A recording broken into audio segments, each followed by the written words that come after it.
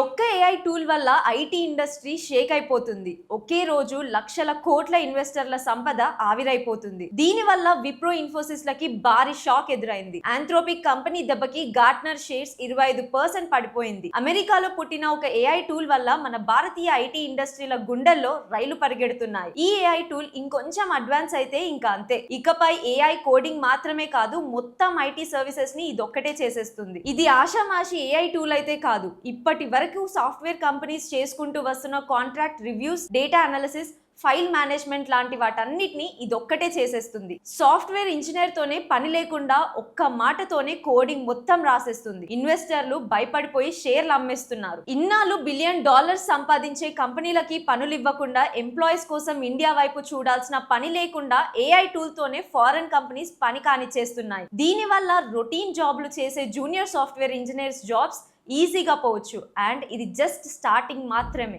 AI వాడకం తెలిసిన వాళ్ళకే ఫ్యూచర్ లో ఐటీలో చోటు ఉంటుంది. దీని గురించి మీరేమనుకుంటున్నారో కామెంట్ చేయండి. ఇలాంటి ఇంపార్టెంట్ న్యూస్ అండ్ అప్డేట్స్ కోసం మా ఛానల్ ని ఫాలో అయిపోండి.